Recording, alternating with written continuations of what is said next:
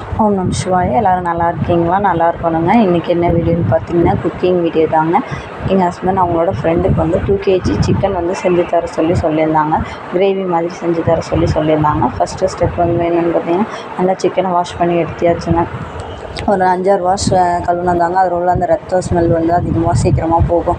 கழுவி எடுத்து முடிச்சாச்சு. ஹஸ்பண்ட் வந்து சொல்லியிருந்தாங்க, எல்லா தாளிப்புக்கு எல்லாத்தையும் ரெடி பண்ணி வச்சுட்டு நான் வந்தோடனே போட்டுறேன் அப்படின்னு சொன்னாங்க. வெங்காயம் தக்காளி எல்லாமே ரெடி பண்ணி வச்சுருந்தேன். ஹஸ்பண்ட் வந்தோடனே சீக்கிரமாக வேலை முடிஞ்சிடும். இது கரண்ட் அடுப்புனால ரொம்ப கஷ்டமாக இருக்குங்க. 1 kg, அரை kg, 1/2 kg கூட ஈஸியாக செஞ்சிடலாம்.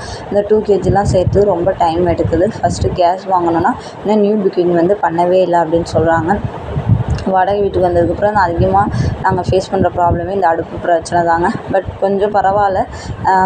முதலைக்கு இப்போ கொஞ்சம் செட் ஆகிடுச்சு. இருந்தாலும் டைம் ஆகுது, அதுதான் பிரச்சனை. ஒரே அடுப்புலனால சமைக்கிறது சாப்பாடு எல்லாமே கொஞ்சம் லேட் ஆகுது. மற்றபடி கொஞ்சம் பழகிடுச்சுங்க. போக போக சீக்கிரம் வந்து புக் பண்ணிட்டாங்கன்னா கேஸை வாங்கிடுவோம்.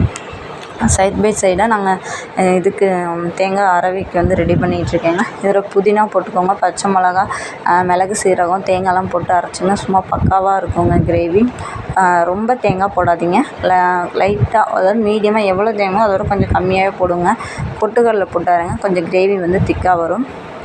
ஹஸ்பண்ட் வெங்காயம் தக்காளி எல்லாம் நல்லா வதக்கிட்டுருக்காங்க. நான் சைட் பை சைடாக அதை அரவிக்கு ரெடி பண்ணிட்டேங்க. ஹஸ்பண்ட் வந்து வேலைக்கு போகலைங்க. அந்த ஹோட்டல் வந்து லீவ் விட்ருக்காங்க. அவங்க ஊருக்கு போயிருக்கனால இன்னும் வேலைக்கு போகலை. அதனால தாங்க இந்த வேலையை அவங்க செஞ்சு கொடுக்குறாங்க.